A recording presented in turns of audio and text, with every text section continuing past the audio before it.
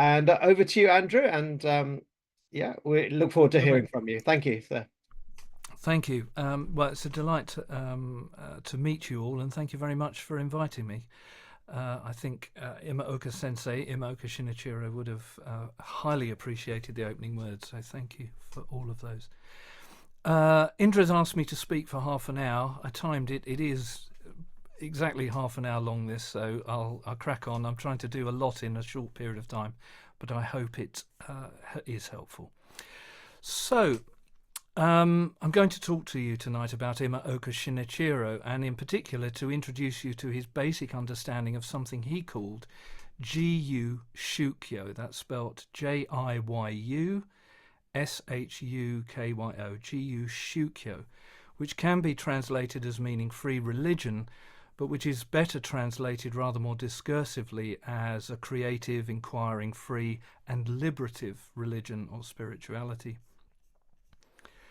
I'm going to spend the latter part of my short talk briefly introducing you to two versions of his ever-developing principles of living, which will, I hope, offer you a way of seeing how they, or at least something very like them, may help those of us associated with the Unitarian movement move beyond the significant limitations of historic Unitarianism, indeed beyond any ism, so as to become the genuinely free and inquiring religious or spiritual movement I think it could, and indeed should, become. But before we look at them, those statements of faith, the principles of living, it's important to begin by giving you a brief overview of Imaoka Shin'ichirō's extraordinary 106-year-long life. So I have here just a few pictures to show you, just so you've got a picture in your mind. This first picture is of Imaoka-sensei in 1930, so still a young man. And the second, this is him in later years. This is in 1965, standing, as you see, in front of his wife's company after being given an imperial reward. His wife, by the way, is extraordinary. Uteyo, she's very interesting in her own right, but maybe that's for another time. And then lastly, here's Imaoka-sensei at his desk in 1985 when he was 104 years old. He carried on working right to the very end. So that's his face, so you can visualize that. So he was born on September 16th, 1881 into a traditional Pure Land, Jodo Shinshu Buddhist farming family, and in his teenage years he converted to an Anglican form of Christianity. Eventually he found this too narrow a form of faith, and he slowly became more and more involved in the more liberal Congregational Church. Eventually, in 1906, he was called to the Congregational Church ministry in Kobe to become its pastor. But a spiritual crisis occurred when he realized he couldn't convert others from their faith to Christianity. And his own faith was eventually found heterodox by an ordination committee, and so he resigned and went back to Tokyo in 1910. There he met not only his wife, but also the important non-sectarian religious thinker and practitioner and founder of the Itoen community, Tenko Nishida, or Tenko-san. And through him, he met Torajiro Okada, who was a Seiza master who taught a form of quiet sitting. That's what Seiza means. This became Imaoka's central lifelong practice, and many of those associated with the Japanese movement. And if you're interested at any point, I teach this simple technique myself, and it forms part of a weekly online meeting on Thursdays for meditation and conversation connected with the Cambridge Unitarian Church. Eventually, the most progressive wing of Japanese congregational ministers began gathering in Tokyo, and Imaoka-sensei joined them, and together they became the heart of the Japanese Unitarian mission, both at the nation's most influential religious and cultural journal, Cosmos, and also at Unity Hall, the headquarters of the Japanese Unitarian Association, which he formally joined in 1916, eventually becoming its last secretary. And again, I thought you might like to see their rather beautiful building. Here is the Yuitsu-kwan, means Unity Hall. That's in 1894 in Tokyo, a rather fine building. Here, I'll just make it a bit bigger for you. Here we have an outside of it, the first home of the Senshin Gakuin, which was one of the kind of schools that was in that building. So that's in Tokyo. And now here we are inside the building. There's the entrance hall to the new building. Here's a lecture hall, the lecture room, very plain and simple. And here we have the library and reading room. And lastly, here is the assembly hall. This is the main hall in the main building. And you can see that above the writing at the very top says Unity Hall. And the other words below truth, righteousness and peace, although more accurately elegance and harmony, righteousness and utmost sincerity. So during this same period, when he was in those rooms and building, he was able to study at Tokyo Imperial University, where he was taught by the important professor of comparative religions, Anasaki Masaharu. And it was with Anasaki-sensei that he went to Harvard University between 1915 and 1916, both as Anasaki-sensei's assistant and to study at the Divinity School himself. He also translated into Japanese R.J. Campbell's New Theology and Rudolf Eucken's Ethics and Modern Thought. With the collapse and dispersal of the Japanese Unitarian movement in 1922, a situation caused in the main by the American Unitarians Association's astonishingly negative and ultimately very damaging attitude towards the Japanese Unitarian mission, Imaoka-sensei was forced to leave behind any idea of pursuing formal religious ministry, and so began his journey towards life as an educator. Imaoka-sensei lectured from 1919 to 1936 at Nihon University on the history of religions and the outline of Christianity. And during that time, in 1925, he accepted the principalship of Seisoku High School, and within 15 years, Imaoka had helped turn it into a symbol of academic excellence in private education for all of Japan. It's quite remarkable, the figures that went through that school under his principalship. Between 1932 and 1940, he worked with an American journalist and author, J.W.T. Mason, studying Shinto, and translated into Japanese 2 of Mason's books on Shinto, which are still in print today. As a committed liberal, free religious person, it's only natural that the run-up to and including the period of the Pacific War between 1941 and 1945, this was an extremely difficult time for him and liberal religion and education in general, because the extreme right-wing ethno-religious nationalism of the then current Japanese regime had little time for such an approach to the world and our place in it. But in 1948, 3 years after the end of the war, he was able to found the Tokyo Kietsu Kyokai, which was both a rebirth and radical free religious reimagining of the earlier Japanese Unitarian movement.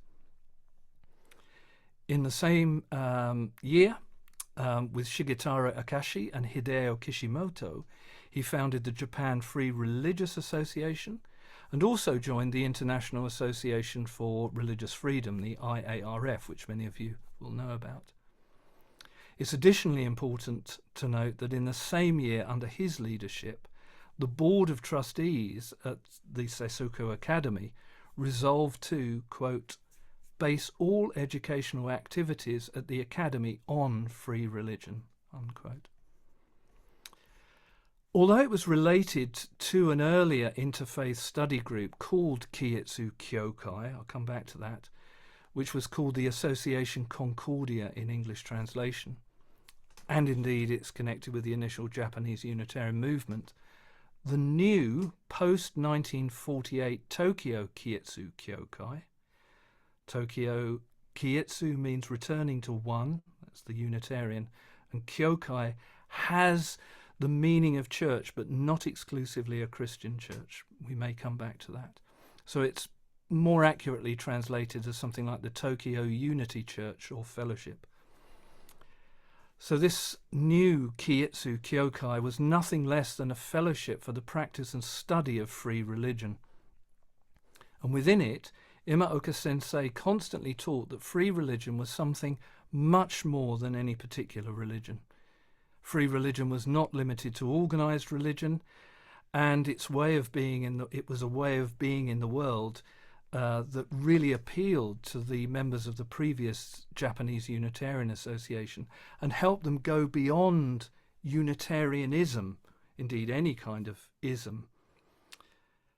As he, Imaoka-sensei, made clear to an IARF meeting in 1984, quote, "Free religion is not a new religion which conflicts with Christianity, Buddhism, or any of the other established religions, nor is it trying to unite all the established religions.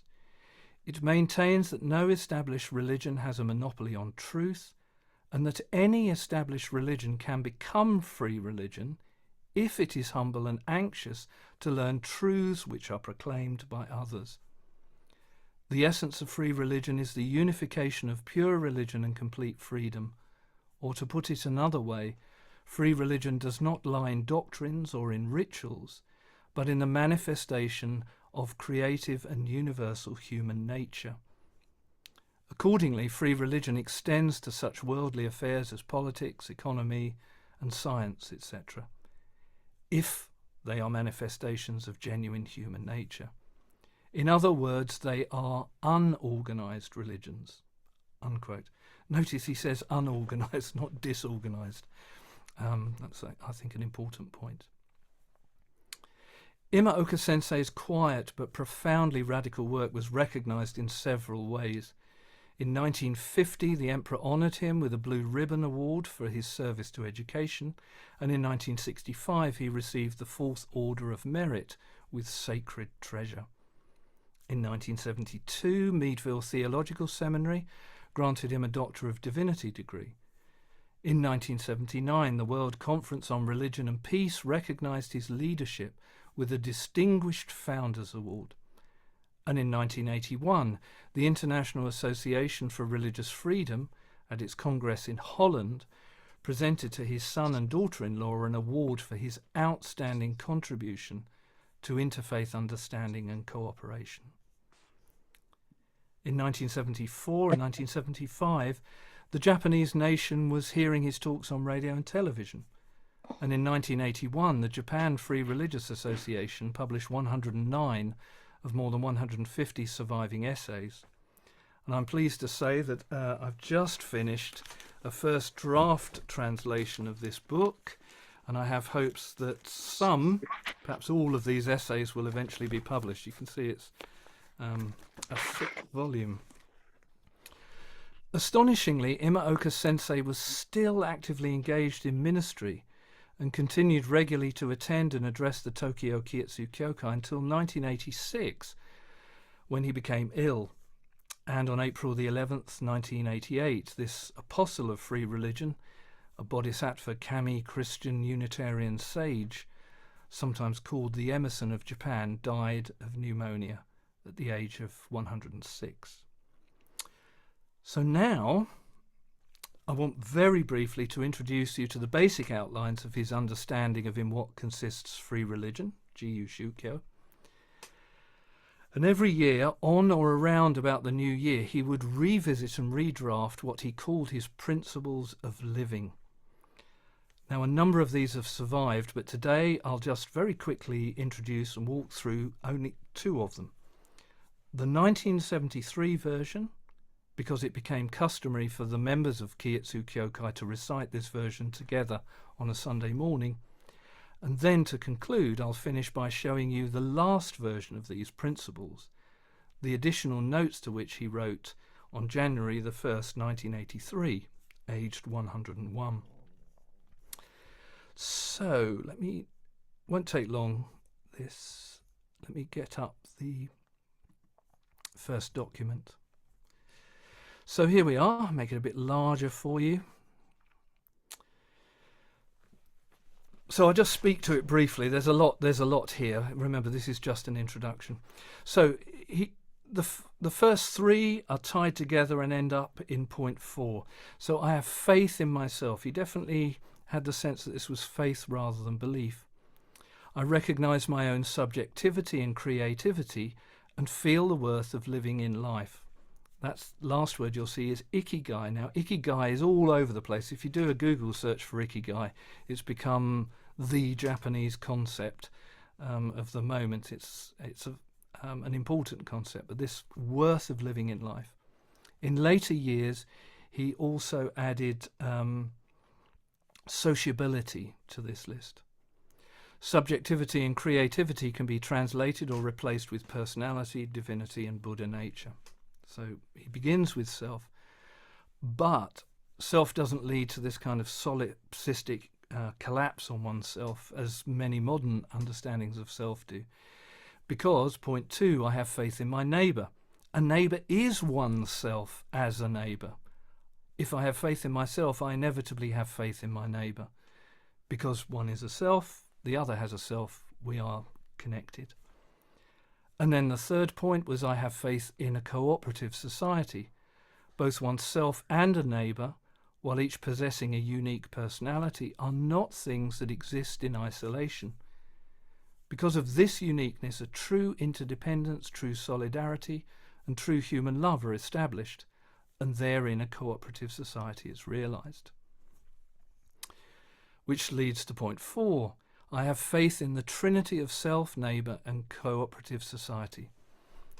I'm sure this is him. He had a really lovely chuckle that I've seen footage of him chuckling, and my friend George Williams, who knew Imaoka well, tells me lovely stories about his ability to sort of deliver something and then chuckle, because of course he's saying he had his own trinity, even coming from the Unitarian tradition, but his was a trinity of self, neighbour, and cooperative society.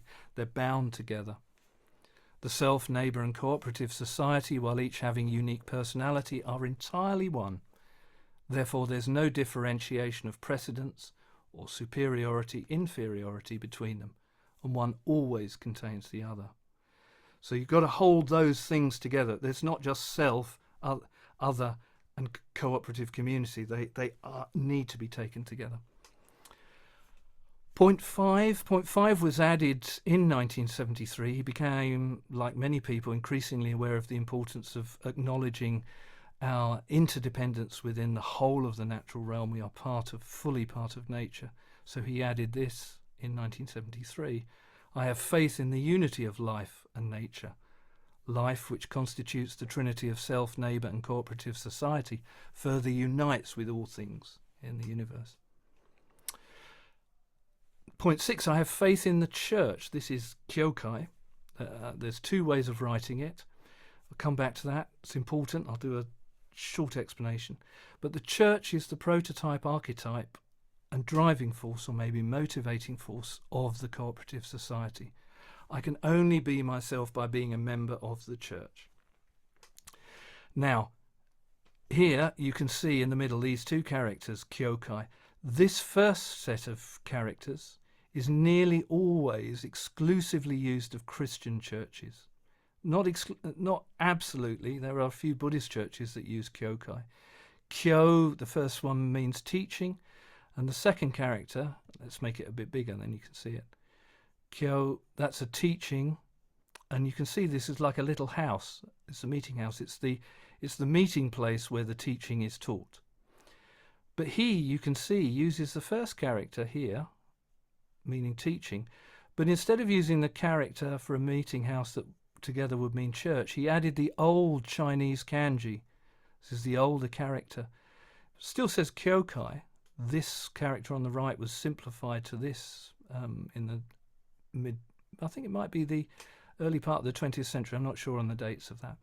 But he used the old one to indicate that, yes, this was a kind of church, but it was broader than a Christian church. It brought in Shinto, it brought in Confucianism, it brought in... he was a great lover of Vivekananda, especially since this is a Hindu-Unitarian Connections. Vivekananda, Raja Ram Mohan Roy, Sri Ramakrishna, and Keshab Chandra Sen, of course, was also important. He knew those characters. So 7, I have faith in a specific religion. In other words, I'm a member of the Tokyo Kietsu Kyokai. However, a specific religion, including the Tokyo Kietsu Kyokai, neither monopolizes religious truth nor is the ultimate embodiment of it. Really important point. You've got to belong somewhere, but don't belong anywhere where if it thinks it knows everything. And then lastly, I have faith in free religion. These are the characters for this jiyū shūkyō. While having faith in a specific religion, the endless pursuit and improvement towards universal and ultimate truth is the core of religious life. Such a dynamic religion, jiyū shūkyō, is called free religion. So we're running to the end now. But I wanted to show you, just so you got a sense of how he did move on and continue to nuance and to some extent compress. It'd be interesting to see whether you think this is an improvement or not. But here's the last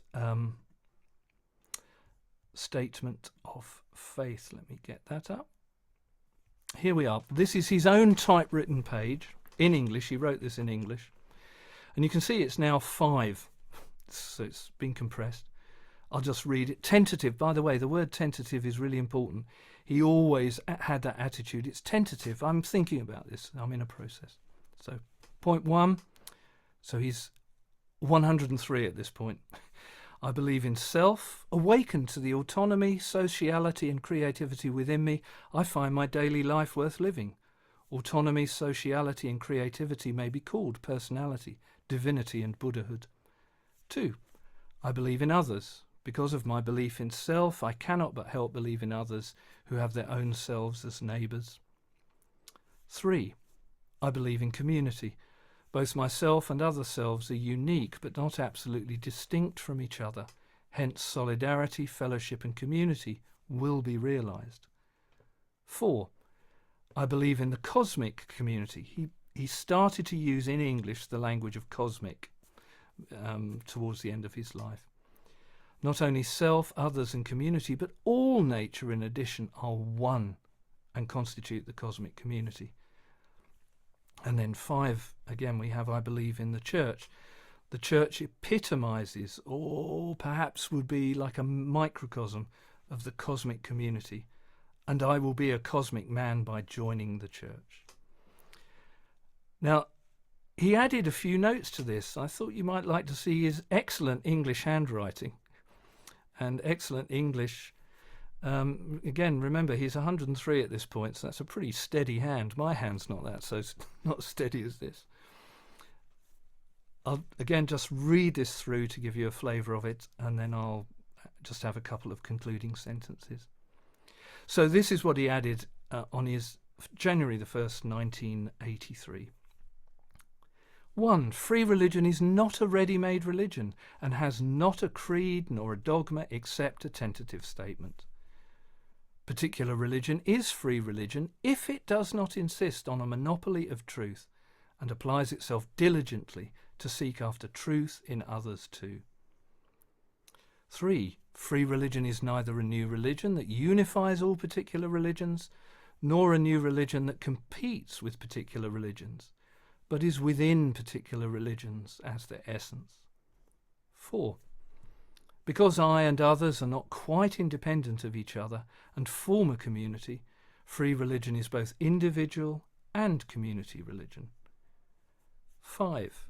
Because free religion is nothing but the realization of the pure and genuine human nature, consisting of autonomy, creativity and sociality, all human activities, i.e. politics, economy, education, art, labour and even domestic affairs, are also free religion, as much as they are also realizations of the same fundamental human nature. There is no fundamental distinction between the sacred and the secular. And then finally, 6, free religion is more than the cooperation of religions and the world peace movement. And he signs it off in the Western form with his family name last, Shinichiro Imaoka, January 1st, 1983. So, last sentences. It was through these always tentative and provisional statements, as well as his other writings and his interfaith activity, that the extent of his concerns about ecology, inequity, education, social consciousness, world peace and community, local, national and international, through all these things, that's where we find this revealed. They were the basic elements of the Unitarian movement from Unity Hall in the 10s and 20s until his death in 1986. He firmly believed that his intra- and interfaith conversations and encounters were processes of growth and maturation, a series of transformations as if towards a centre, toward an integral personality that in his last years, as I've already said, he called a cosmic human being. And this attitude, this disposition was summed up in one of his most memorable sayings, one which was remembered well by all of the members of the Kyetsu community. And here we are. I just have the last picture to show you. This is his own calligraphy. Here on the left, that's his name, Shinichiro, Imaoka Shin'ichirō. And over here on the right-hand side, this says, "In the University of Life, there is no graduation." In the University of Life, there is no graduation. That was his motto. So although in his last extant statement of faith there's no mention of God, and so might technically be considered non-theistic, in truth the divine and the sacred had become his entire life. And Imaoka-sensei experienced the divine and the sacred not in any absolutes, but only in images, symbols and examples, human examples that evoked and gestured towards creative freedom and liberation of an evolving humanity, a striving together for unity in its diversity.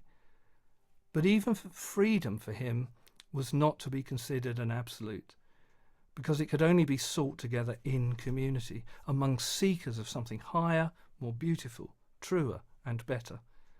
A free religion beyond any ism, even the Unitarianism that helped him on his way back in the 10s and 20s. Thank you.